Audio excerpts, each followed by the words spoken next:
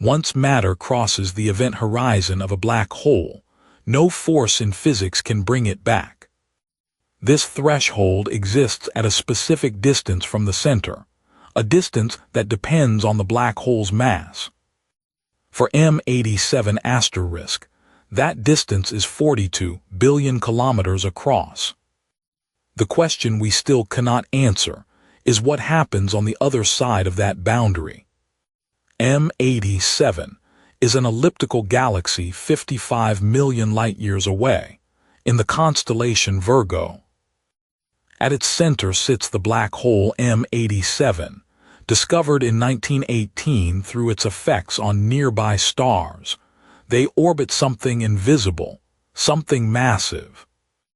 For over a century, we could only infer its existence from the motion of material around it. In April 2019, the Event Horizon Telescope collaboration pointed 8 radio observatories across Earth, separated by continental distances, and created a single synthetic telescope. The image they produced was the first direct photograph of a black hole's shadow. The mass of M87 was already known before the photograph. From the orbital periods of stars and gas clouds around it, astronomers had calculated the mass in 1977, refined it through the 1990s, and confirmed it again with infrared measurements from the Very Large Telescope in Chile. The number was always the same, 40 billion solar masses. But a photograph would show something the numbers alone could not reveal: the geometry of spacetime itself, compressed to its limit. But the photograph revealed something unexpected. The shadow of the event horizon was not centered. It was displaced by 6% from where the orbital mechanics predicted the center should be. Hold that detail. The accretion disk was also not symmetrical, one side brighter than the other, one side approaching Earth at relativistic velocity, one side receding. The geometry of the system was not what any simple model had shown. The accretion disk was also spinning faster than the simple models predicted it should spin. The plasma at the inner edge was moving at 43% the speed of light. But here is the tension. If the black hole's spin were measured using only the accretion disk's motion, the spin would be much slower. The measurements did not agree. One set of observations suggested rapid spin. Another suggested the opposite. The reason this matters is not that the measurements disagreed. It is that the accretion disk was not in equilibrium. Material was still falling in, still accelerating, still being compressed at a rate that changed the system's properties in real time. M87 is not a static object. It is actively consuming material right now. The accretion disk of a black hole is one of the most violent places in the universe. Material falling toward M87* is accelerated to nearly the speed of light. Friction between particles heats the plasma to temperatures exceeding 10 billion degrees, hotter than the core of any star. At these temperatures, particles lose their identity. Electrons and protons dissolve into a plasma so extreme that it radiates energy across the entire electromagnetic spectrum, from radio waves to gamma rays. But the disk itself does not fall into the black hole. Magnetic fields threading through the plasma create pressure that holds some material in orbit, preventing direct infall. These fields are twisted by the rotation of the disk, wound tighter and tighter as the disk spins. The twist builds magnetic energy. At some points, the magnetic field lines snap, releasing that energy in violent jets. The jets of M87 extend for 5,000 light-years, visible across optical and radio wavelengths, powered by the black hole's spin and the energy of infalling material. The jets of M87 were observed since 1918. They were the first evidence that something unusual existed at the galaxy's center. But what powered them remained mysterious until the 1990s. The answer came from a prediction made by Roger Penrose in 1969. Penrose showed mathematically that a spinning black hole could extract rotational energy from the space around it, energy that could be converted into the kinetic energy of jets. The black hole itself is the power source. Its rotation is what drives the jets to relativistic speeds. What I'm about to tell you changes what the 40 billion solar masses means.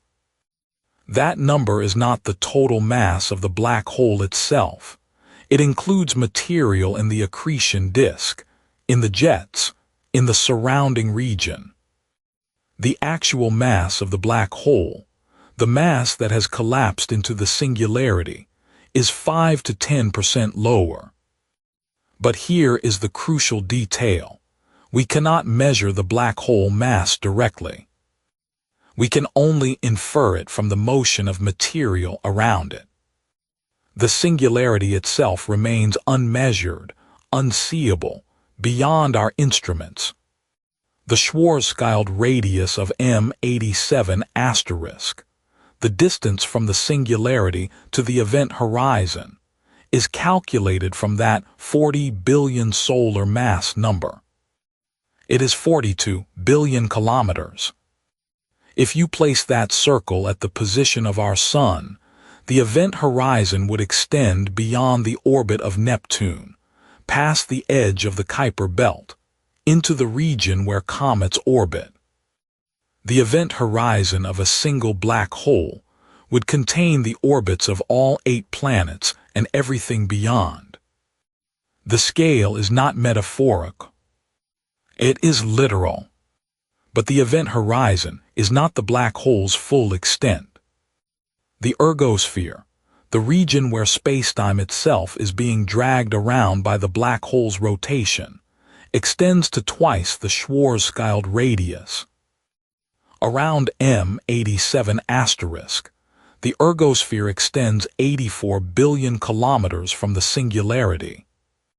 In this region, spacetime is being twisted so violently that nothing can remain stationary relative to the distant stars. Everything must rotate with the black hole. Inside the ergosphere, physics itself is bent to the black hole's will. The photon sphere, the distance where photons can orbit the black hole in unstable equilibrium, sits at 1.5 times the Schwarzschild radius. For M87 asterisk, that is 63 billion kilometers from the singularity. At this distance, light itself can orbit the black hole. It does not fall in, but it does not escape. Any light that ventures slightly inside the photon sphere is drawn inexorably toward the event horizon. Any light slightly outside can escape. The photon sphere is the knife-edge threshold, where light's path bends from escape to capture. This is what happens when you compress 40 billion suns into a single point. The event horizon, 42 billion kilometers across. The ergosphere, 84 billion kilometers across. The photon sphere, 63 billion kilometers across. These are not artistic impressions. These are measurements calculated from general relativity, confirmed by observations of stars orbiting M87 asterisk over decades, and visualized by the Event Horizon Telescope in 2019. The mathematics predicts. The observations confirm. The scale is real. This black hole is not coming toward us. It is not a threat to Earth. It exists 55 million light-years away, in the Virgo cluster.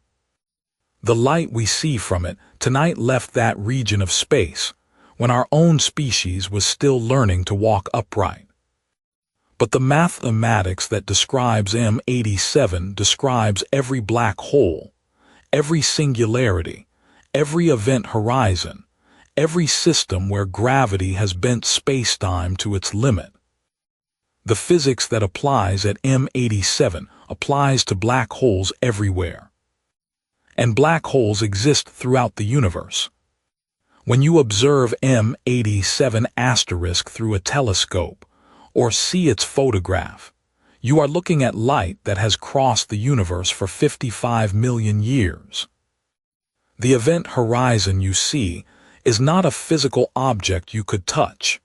It is the boundary beyond which light cannot return to you.